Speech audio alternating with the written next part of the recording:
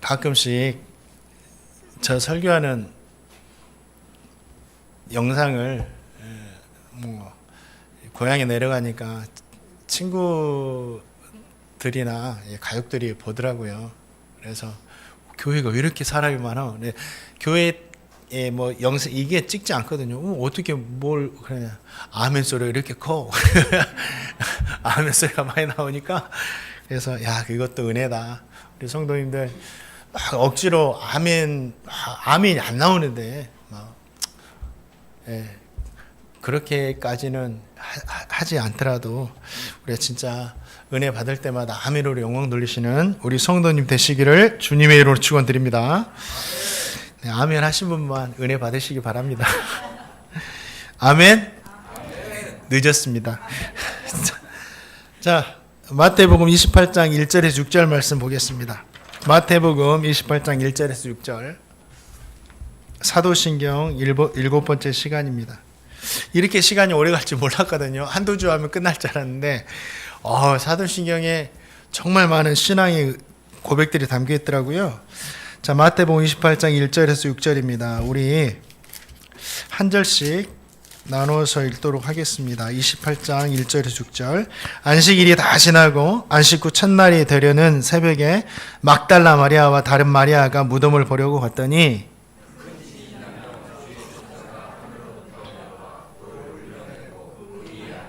그 형상이 번개 같고 그 옷은 눈같이 희건을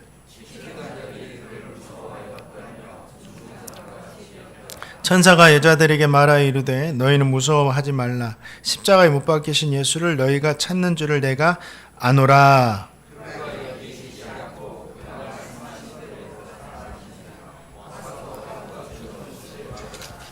아멘. 오늘은 좀 로마의 역사적인 이야기도 담겨 있고 또 구약 성경에 또 예언의 말씀도 담겨 있고 그래서 여러 가지가 담겨 있는데 성경 구절도 좀 읽을 겁니다. 그래서 집중해서 들으시고 은혜 받으시기 바랍니다. 오늘은 장사한 지 사흘 만에 죽은 자 가운데서 다시 살아나시며 라는 이 사도신경의 고백을 통해서 주님께서 주시는 신앙의 교훈 은혜 얻도록 하겠습니다. 누가복음 23장 46절 말씀 다 같이 한번 읽어볼까요? 누가복음 23장 46절 말씀 읽겠습니다. 시작.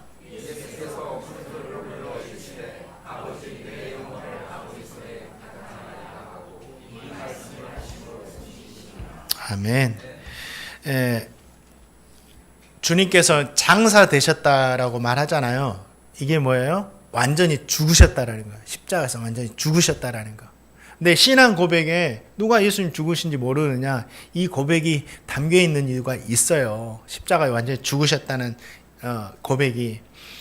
어떤 학자들이라고 하는 사람들이 예수님께서 기절했다. 어떻게 죽은 사람이 살아날 수가 있느냐. 잠깐 기절했다가 3일 후에 일어난 거다. 이렇게 또 주장하는 사람들이 있어요. 그렇기 때문에 이 신앙 고백에 예수님 십자가에 죽으시고 장사되셨다라고 확실히 이렇게 못을 박아둔 겁니다.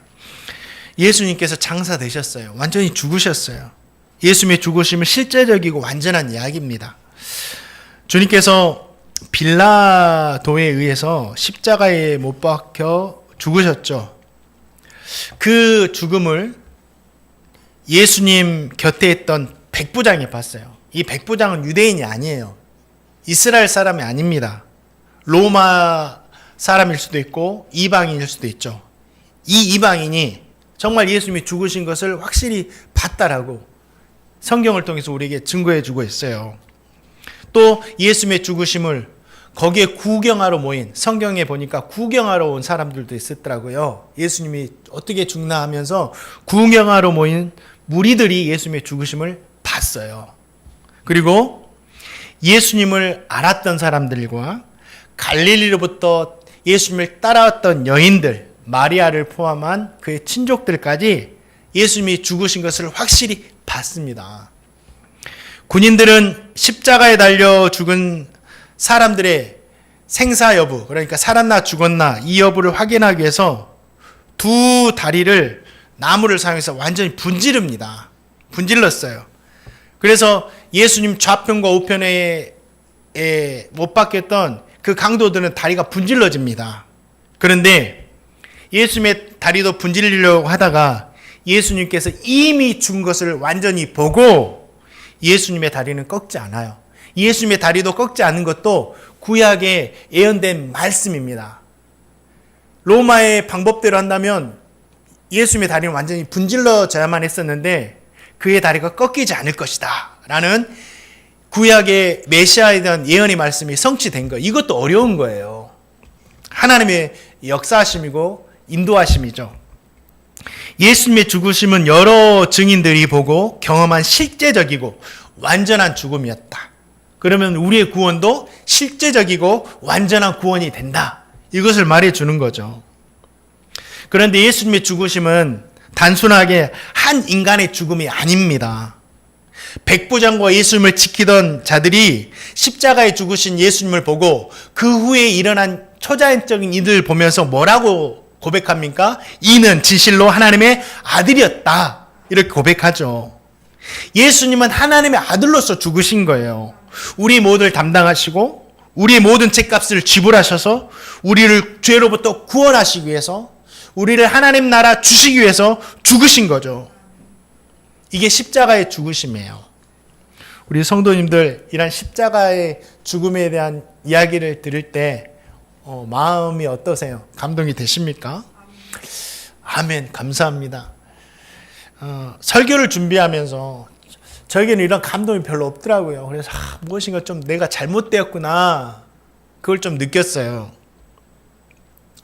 설교를 준비하다가 우연히 정말 독립운동가에 대한 짤막한 영상을 봤거든요. 그분은 좀 이름이 생소한 분이에요. 김용환 열사라고. 이 김용환 열사는요, 일제 강점기 시대에 막장 노름꾼, 막장 노름꾼으로 불린 사람입니다. 그분이 물려받은 재산이 어마어마했어요. 당시 지금으로 계산하자면 몇백억 대의 재산을 물려받았습니다. 그런데 그 재산을 가지고 매일 도박을 했어요. 돈이 다 사라졌어요. 어디로 가는지 모르게. 그리고 도박으로 모든 재산을 탕진합니다. 시집갈 때가 된 딸이 있었는데 시댁에서 이것을 알고 야 결혼하면서 올 때 장롱이라도 사봐라 하고 시댁에서 오히려 돈을 줬어요. 그런데 이 김용환이라는 사람이 장롱으로 사갈 돈까지 가져다가 노름으로 다 탕진해 버렸습니다. 그는 그렇게 가족들의 원망 속에 살아갔죠. 그리고 1946년 해방 다음에 목숨을 거둡니다. 그런데 김용환 열사가 철저하게 자신을 노름꾼으로 속였던 거예요. 그래가지고 지금의 가치로 300억이나 되는 재산을 만주에 있는 독립군들에게 계속해서 보내고 있었던 겁니다. 이것을 위장하기 위해서 가족들까지 속였던 거예요. 그런데 가족들까지 속여도 일본 경찰에게 주요 인물로 계속해서 감시를 받았어요. 시간이 지나서 모든 일들이 밝혀졌죠. 아버지가 장롱 사갈 돈을 빼앗겼던 딸이 1995년 국민훈장 애족장을 받습니다. 그 가족들에게 준 훈장을 받아요. 이 영상이 좀 감동이 되더라고요. 그런데 이 영상 댓글에 달린 하나의 글이 있었습니다. 딸이 시집을 가면 더 잘해주고 싶은 게 부모의 마음일 텐데 시댁에서 장롱 사하라고 준 돈까지 조국 독립에 바친 김용환 열사님께 깊은 감사를 전합니다. 이런 글이 있더라고요. 영상과 댓글을 보면서 가슴이 좀 뭉클해지더라고요. 대한민국 국민이라면, 그렇죠? 대한민국 국민이라면 뭉클해져야죠. 야, 이렇게 나라를 위해서 이렇게 했구나. 이렇게 해도 독립을 운동을 했구나. 제가 그 영상 보면서 그런데 제 한 가지 영적인 상태에 대해서 느낀 게 있어요.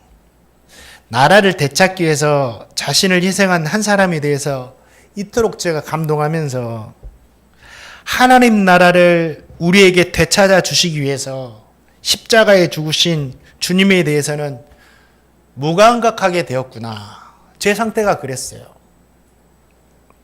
별 감동이 없는 거죠. 왜 그럴까? 왜 그럴까? 너무 많이 십자가 이야기 들어서 그럴까? 너무 많이 알아서 그럴까? 너무 많이 성도들에게 이 십자가의 이야기를 해서 그럴까? 제가 영적으로 좀 아파 있는 거죠. 육체적으로는 건강할지라도, 정신적으로는 건강할지라도, 영적으로 무엇인가 좀 아파 있는 거예요. 이러면 안 되는데. 우리 성도님들은 어떠세요? 지난주에도 우리 십자가 이야기 들었고, 오늘도 잠깐 이야기 들었는데. 사랑하는 성도님들, 그래서 제가 지난주, 지난주부터 십자가를 묵상하면서 제 자신을 한 개씩 십자가에 못 박고 있습니다. 막 못을 진짜 찌른다는 것이 아니라 내가 죽어야 할 부분이 무엇일까 하면서 내가 죽어야 사는데, 교회가 살고 성도들이 사는데 내가 죽어야 할 것이 무엇인가 생각하고 있습니다. 이번 한 주간 우리 성도님들도 주님의 십자가를 깊이 묵상해 보시기 바랍니다. 제가 묵상하도록 만들게요. 그리고 진짜 우리를 구원하시기 위해서, 우리에게 하나님 나라를 되찾아 주시기 위해서 자신의 생명을 십자가에 내어주신 그 주님께 감사하면서 살아가는 한 주간 되시기를 주님의 이름으로 축원드립니다. 자, 예수님의 시신을 누가 장사 지냈죠? 요셉이 장사를 지내죠. 자, 요한복음 19장 38절 말씀 같이 한번 읽어보겠습니다. 요한복음 19장 38절 시작. 아디마리 사람 요셉은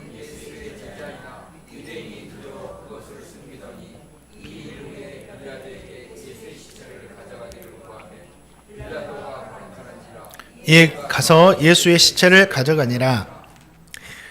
예수님의 제자 중에 유대의 관원이었고, 그러니까 유대에는 최고의 의결기관, 최고의 법원이라고 할 수 있죠. 최고의 사법기관, 그 기관이 산헤드린인데 한 70명 정도로 구성됐죠. 유대의 지도자들이죠.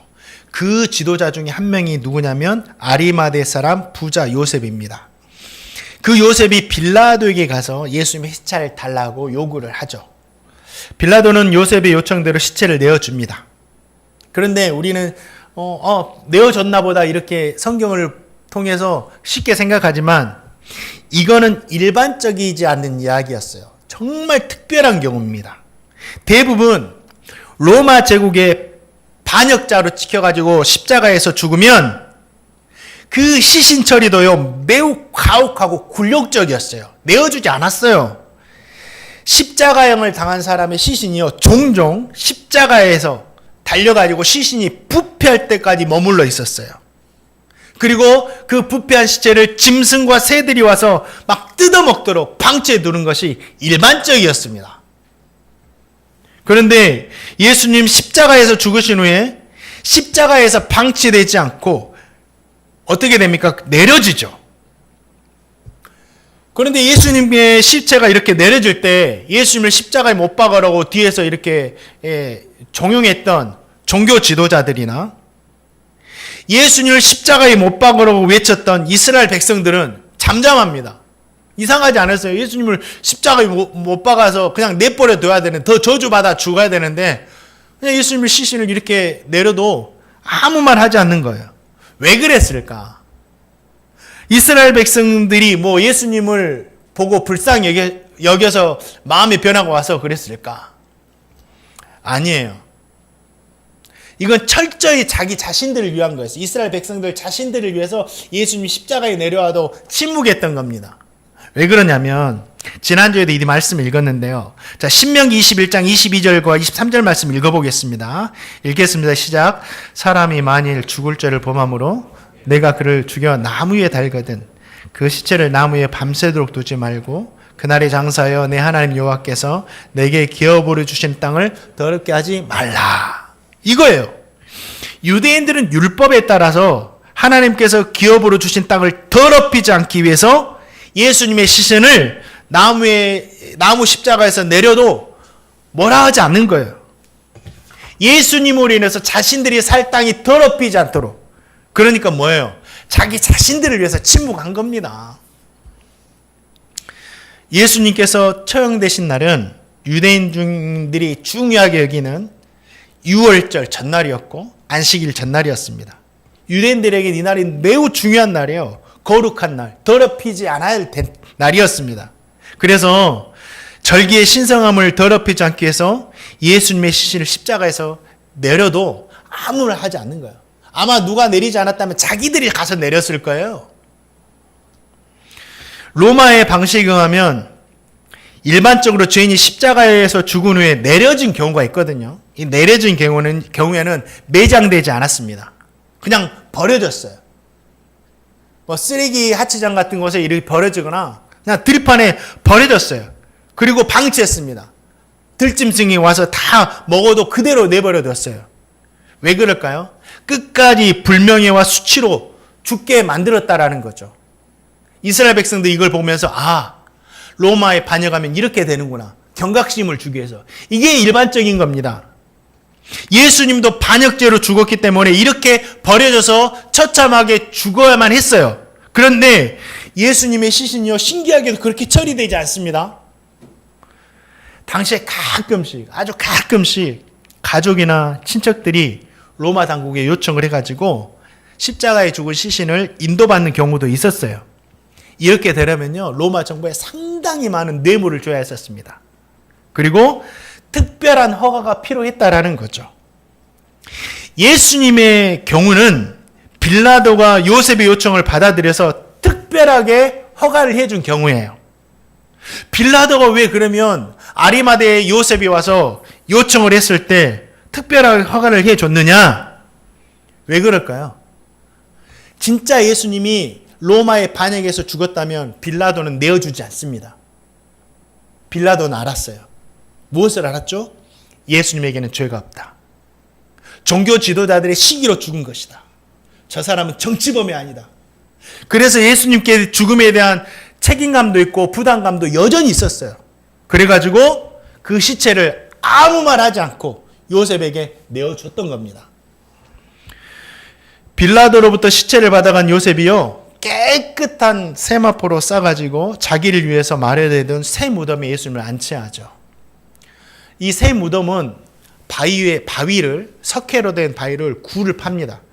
그래가지고 자신을 위해서 무덤을 준비한 거거든요. 이거는 일반 시민들은 이렇게 하지 못해요. 정말 큰 부자만이 할 수 있는 그런 일들이었어요. 일반 서민들은 자기도 하루 먹고 살기 바쁜데 죽음 이후를 어떻게 준비합니까? 정말 부자들만 이런 일들을 했거든요. 그러면 이러한 일들을 통해서 우리가 무엇을 알 수 있느냐? 여기에는 하나님께서 말씀하신 예언의 성취가 한 가지 나옵니다. 자, 이사야 53장 9절 말씀 한번 같이 한번 읽어보겠습니다. 시작.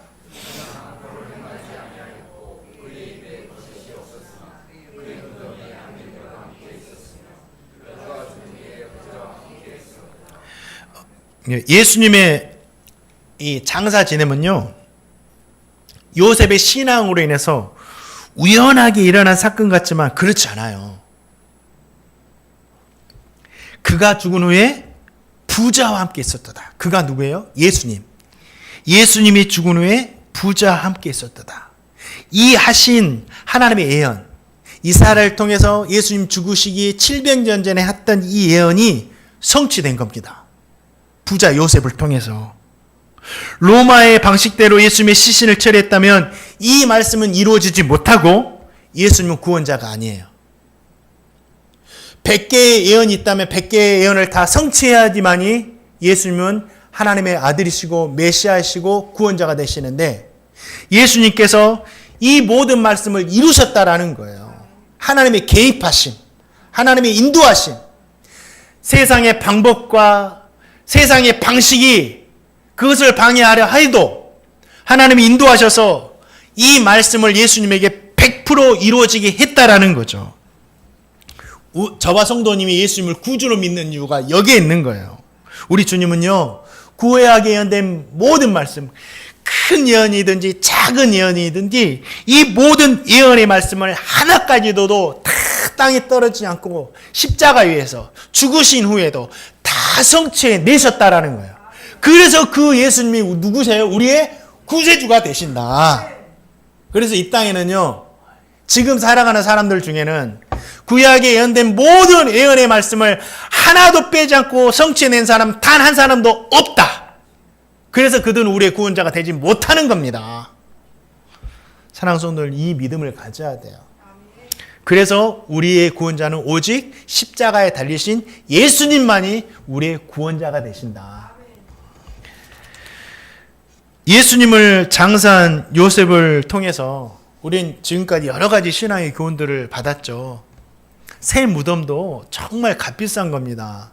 마리아가 드렸던 향유옥합처럼 정말 값비싼 거예요. 그래서 어떤 교훈을 받았죠? 정말 주님께 우리의 모든 것을 아끼지 않고 드릴 수 있는 사람이 돼야 된다. 이런 교훈도 받았었고, 또 한 가지는 요셉은 잃을 게 많은 사람이었어요.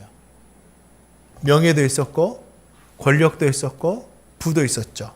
잃을 게 많은 사람일수록 두려움도 커요. 잃을 게 많으니까. 그런데 예수님이 돌아가시자 다른 제자들은 다 숨었는데 요셉은 당돌이 빌라도에게 당돌이 나갔다 그래요. 당당하게 나가서 예수님의 시체를 요구합니다. 자신이 예수님의 제장을 밝힌 거죠. 이게 뭡니까? 정말 어떠한 상황 앞에서도 내가 예수님을 믿는 사람이라는 것을 당당하게 들으며 살아야 된다. 이런 교훈도 우리는 받았죠. 근데 한 가지 더 우리 성도님에게 말씀드리고 싶은 것이 있습니다. 그 아리마드의 부자 요셉도 유대의 관원이었지만 성경에 보니까 예수님의 제자라고 했어요. 제자. 주님의 제자는 어느 때 필요한가? 주님의 제자는요, 주님이 살아계실 때 필요하지 않아요. 살아계실 때도 교육 받아야 되니까 필요하겠지만 진짜 주님의 제자가 필요한 때는 주님이 십자가에 죽으실 때이다. 두려울 때, 어려울 때, 힘들 때 주님의 제자가 필요하다. 어려울 때, 두려울 때, 힘들 때, 도망가고 싶을 때, 숨고 싶을 때, 그때 주님의 제자가 필요하다. 예수님이 십자가에 죽으시자 나머지 제자들은 두려워서 숨고 도망가기 바빴지만 아리마드 요셉은 당당하게 자신을 나타냈습니다. 그리고 주님을 쓰임받아요. 주님을 장사 지내고 장사 지냄을 통해서 구약의 일을 성취하는데, 말씀을 성취해내는데 쓰임을 받고 예수님께서 3일 후에 그 무덤에서 부활할 수 있도록 쓰임을 받는다라는 거죠. 사랑하는 성도님들, 주님의 제자는 주님의 살아계실 때 그렇게 많이 필요하지 않습니다. 배우기만 하면 돼요. 주님의 살아계실 때 얼마나 분위기 좋아요. 주님께서 가르치시고 고치시고 전파하시고 다 하시잖아요. 은혜 받기만 하면 되고 박수치기만 하면 되고 그 은혜를 바라보면서 성령 충만하게만 하면 되고 어려운 거 있으면 주님께 데려가면 주님께서 다 해결해 주시니 얼마 좋아요. 얼마 편해요. 그런데 진짜 주님의 제자는 주님이 안 계실 때 두렵고 힘들고 어렵고 그때 필요하다. 사랑하는 성도님들, 그걸 기억하세요. 그럼 누가 주님의 제자인가?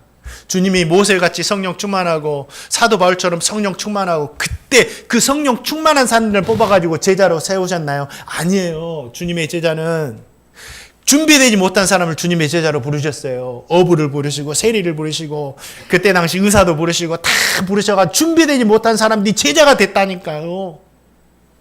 예수 믿는 성도들, 예수님을 따르는 성도들이 주님의 제자인 거예요.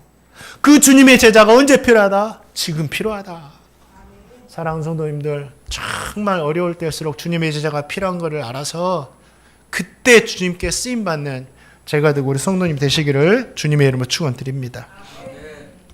자, 마태복음 17장 22절부터 23절 말씀 같이 한번 읽어보겠습니다. 시작. 갈릴리에 모일 때에 예수께서 제자들에게 이르시되 인자가 장차 하나님의 손에 넘겨져 죽임을 당하고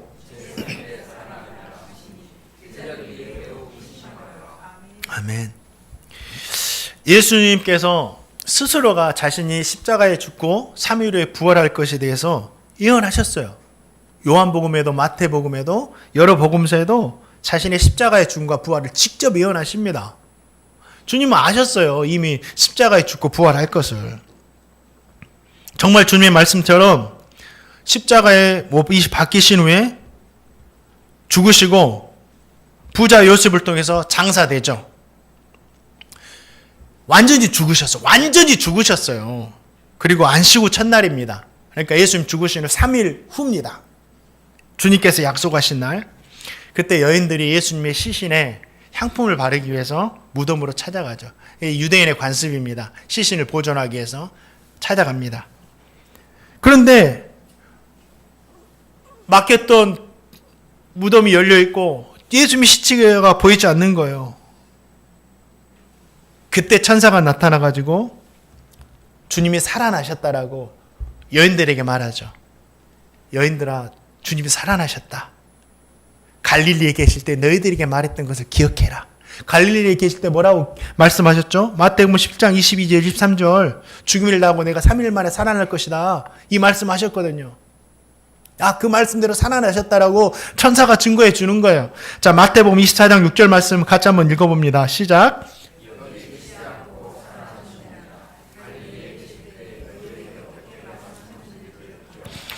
아멘. 예수님은요, 약속하신 것처럼 십자가에 죽으신 후에 3일 만에 살아나셨어요. 부활하신 거죠.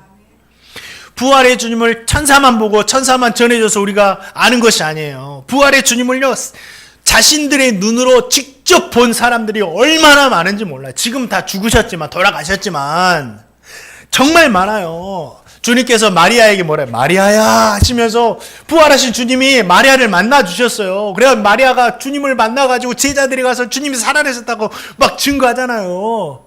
그 후에 어떻게 됩니까? 엠마오로 가는 두 제자가 주님이 곁에 서서 막 대화하면서 지나가다가 그때는 주님인지 몰랐는데 나중에 주님인 걸 깨닫잖아요.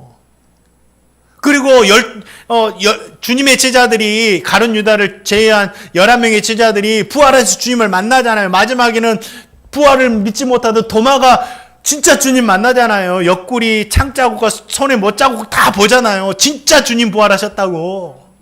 사도 바울도 다메섹으로 가다가 주님 부활하신 주님 만나잖아요. 그뿐 아니에요. 고린도 전서를 보니까 500명의 성도들이 부활하신 주님을 일제히 보잖아요.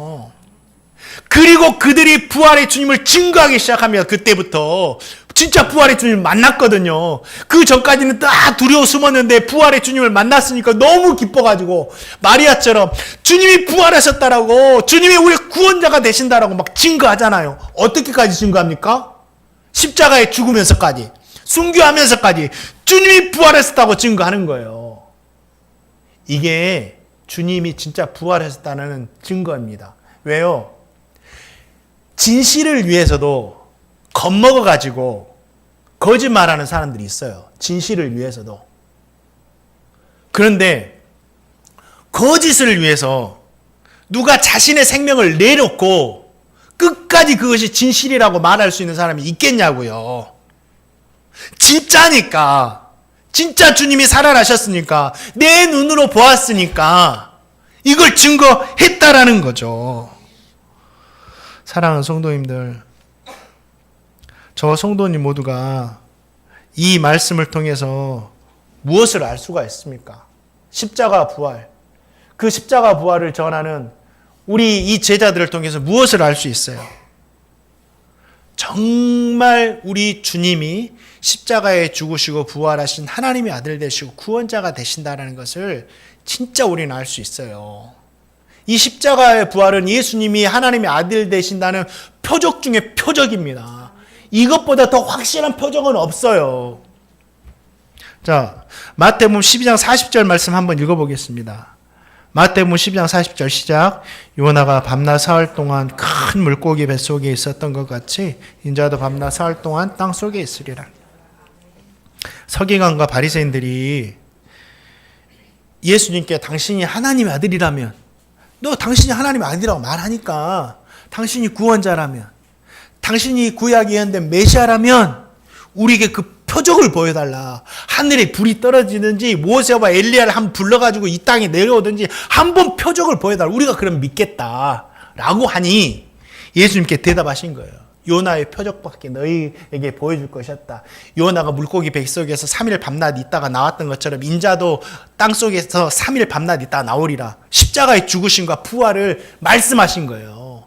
십자가와 부활이야말로 예수님께서 하나님의 아들 되신다, 구원자가 되신다라는 표적 중에 표적이다라는 거죠. 더한 표적은 없어요. 이미 우리는 성경을 통해서 여러 증인들을 통해서 예수님이 십자가에 부활하셨던 걸 우리는 알았어요. 봤어요. 그렇기 때문에 저와 성도님에게 다른 구원자가 있어서는 안 됩니다. 저와 성도님이 진짜 주님 앞에 서는 그날까지 우리 예수님만을 나의 구원자로 믿고 살아가시기를 주님의 이름으로 축원드립니다. 마지막으로 이 말씀이 참 중요해요. 자, 고린도전서 15장 19절부터 22절까지 성도들이 왜 불쌍한 사람이 아닌가? 왜 성도들이 복받은 사람인가? 왜 지혜자인가?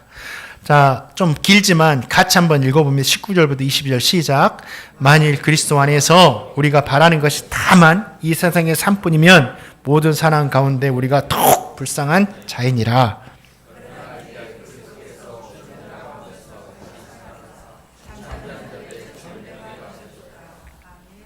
사망이 한 사람으로 말미암았으니 죽은 자의 부활도 한 사람으로 말미암는도다. 22절 아담 안에서 모든 사람이 죽은 것 같이 그리스도 안에서 모든 사람이 삶을 얻으리라. 아멘.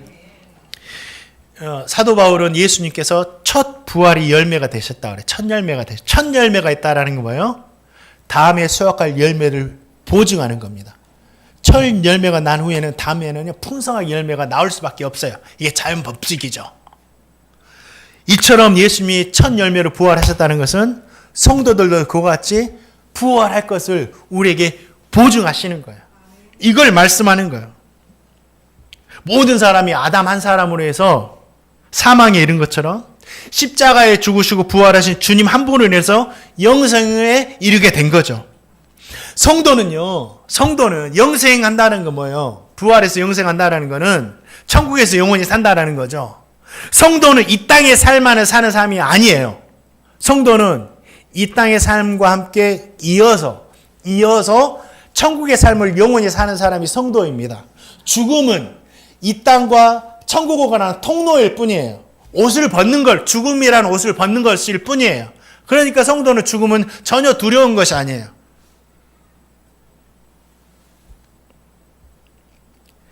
성도에게는 영원한 천국이 있기 때문에 우리는 불쌍한 사람이 아닙니다. 이 땅에 살만 있다면 성도처럼 불쌍한 사람이 어디서 다 사기당한 거죠. 그러나 천국은 있다.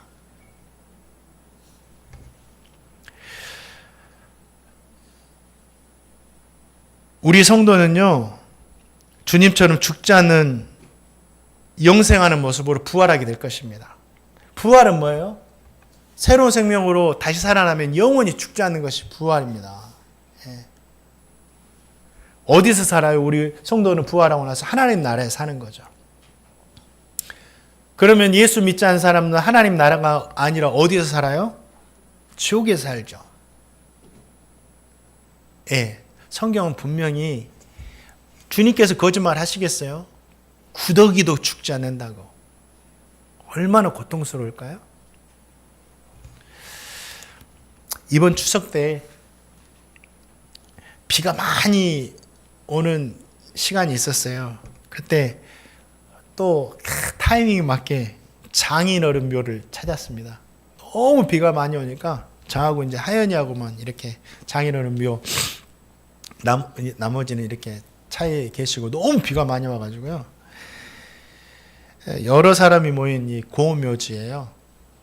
그곳에 수많은 무덤과 비석이 빽빽하게 세워졌어요. 무덤의 모습도 각자입니다. 돌로 지어졌고 대리석으로 깔아가지고 참 잘 가꾸어진 묘가 있는가 하면 잔디도 예쁘게 깔아가지고 정말 예쁘게 꾸민 묘들도 있고. 근데 우리 장인어른은 평범한 묘입니다. 저에게도 숙제인데 그냥 평범한 묘예요. 그런데 이 장인어른 비석에 새겨진 글씨, 누구누구 집사, 누구누구 집사. 이게 뭐예요? 예수님 믿고 세례받고 주님께 헌신한 사람이었다라는 거죠. 집사라는 이름이. 그러면 무덤이 화려하게 꾸며 있지 않아도 영광스러운 거예요. 왜 그렇죠? 부활과 영생과 천국의 삶이 있기 때문에. 이 누구누구 집사 이름이 부활과 영생과 천국의 삶이 있기 때문에. 사랑하는 성도님들, 부활의 첫 열매가 되신 예수님을 바라보면서 저와 성도님 모두도 부활의 소망 가운데 살아가시기 바랍니다. 얼마나 감사할까요?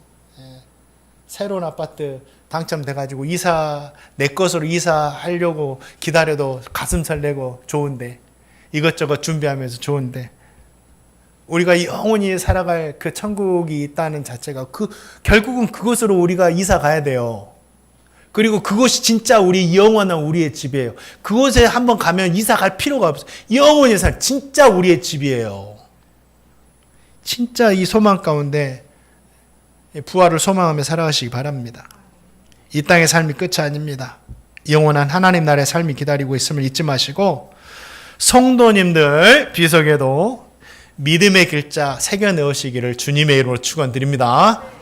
말씀을 맺습니다. 장사한 지 사흘 만에 죽은 자 가운데 살아나시고, 사도신경의 고백에 많은 신앙의 교훈과 은혜가 담겨 있습니다. 이 고백을 하실 때마다 십자가에 죽으신 하나님이 진짜 나의 구원자가 되신다. 이 믿음의 고백. 예수님의 부활이 나의 부활이고 나에게 천국의 삶이 있다. 이 믿음. 그리고 예수님을 장사 지낸 요셉과 같이 하나님의 말씀에 순종하시고, 그래서 하나님의 말씀을 이루어가는 우리 성도님 되시고, 십자가에 죽으신 예수님을 위해서 나의 명예도 권력도 물질도 주님께 사용하며 살아가시는 정말 복된 우리 성도님 되시기를